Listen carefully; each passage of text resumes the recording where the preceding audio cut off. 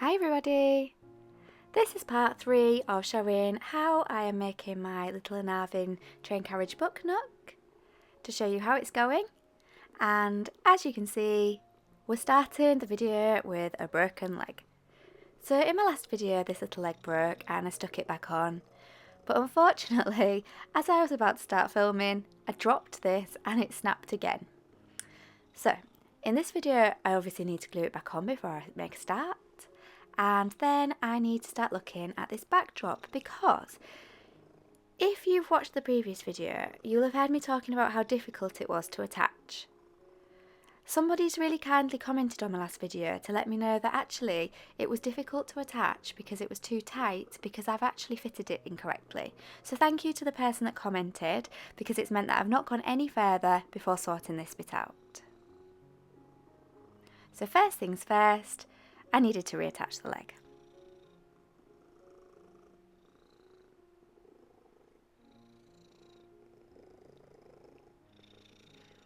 Of course I used my Yoo-hoo glue that I use for most of my modelling. I found it to be a really strong adhesive, although obviously this leg did fall off a second time, but I think that's because I didn't use enough glue the first time. So, I had another look at the instructions and I hadn't realised the first time round that these red arrows showed you exactly where the backdrop needed to be slotted. And it needs to go underneath the spool. So I'd put it around the outside of it, but it needs to kind of go in between the bigger spool and the thinner spool on the outside.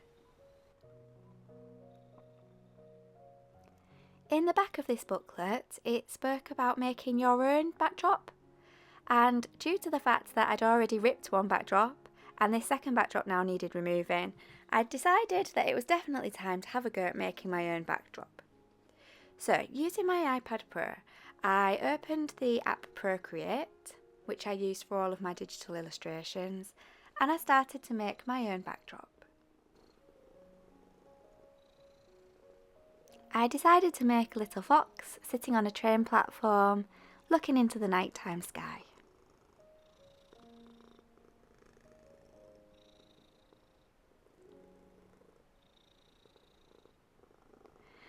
I copied a slice of the wall from the left hand side of this backdrop and pasted it on the right hand side, so that when this backdrop loops around the train carriage, it will have a continuous flow.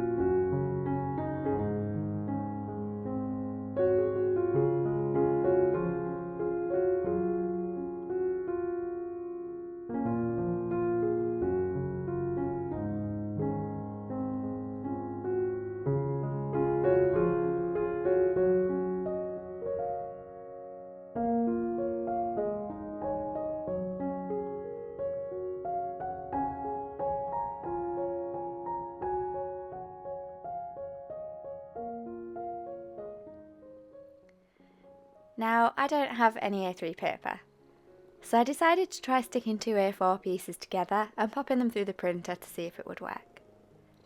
I have a Canon Pixma IP8750 printer, and it does print on A3, although I've never tried it before. I only needed one sheet, so I didn't really want to buy a pack of A3.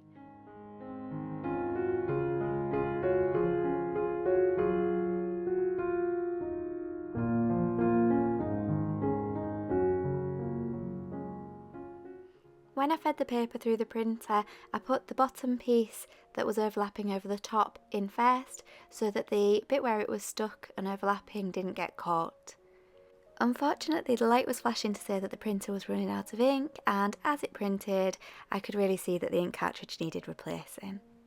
Now also, this paper is very thin, and I always prefer to use photo quality paper in this printer or a paper that's a fine art quality, but I stuck with this thinner paper because it was like the paper that was used for the example that came in the kit, and I thought that maybe using thicker paper might mean that it won't wind around the spools quite so easily. So I replaced the ink, and the top version is the one that I was then going to use because, as you can see, it's not got those lines down it anymore. Unfortunately, the picture hasn't printed all of the definition that was in my original design, so the lights, the rays of light coming from the moon aren't as visible. I think that is because of the type of paper that I've used, but as I say, I don't really have an option there because I don't want to use a paper that's too thick. So I cut away this original backdrop and I released the tension by removing the elastic band.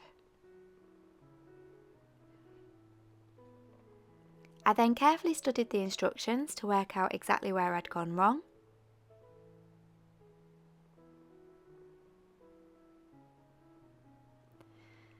By removing this elastic band, it released the tension on the spool that sits on the outside. So I started by slotting the backdrop through the slots. This was quite clear where it needed to go.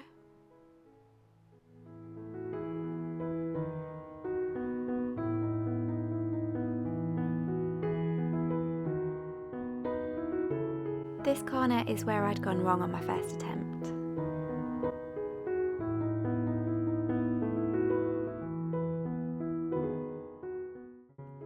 So I slotted the backdrop underneath this little spool and pulled it through, and if you watch my previous video you'll notice that this was a lot easier to pull through than it was last time because it's just not as tight. But I'm still not sure if it's too loose or too tight because I'm not sure exactly how it's meant to be.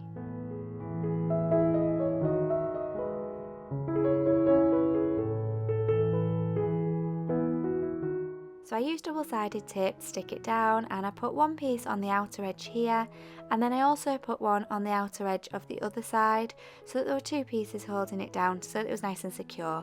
I didn't want it to kind of flap around as it was moving because I was worried that it would get caught.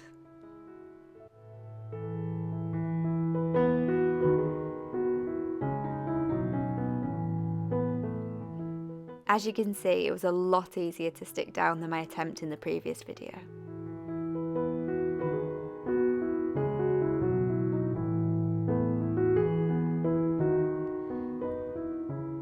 I then reattached the little elastic band.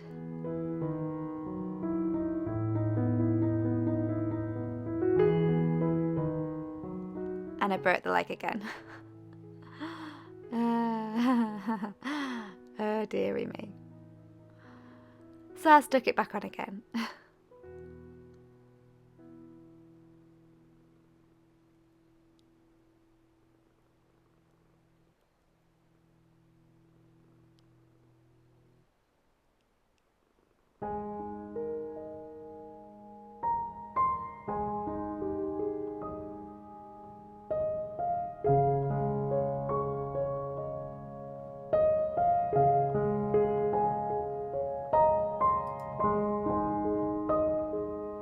Now, I'm sure you're probably wondering how it turned out and did the backdrop move.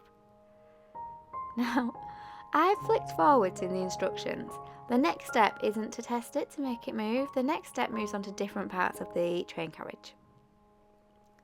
And I can't really find the bit that tells me how to attach the battery pack.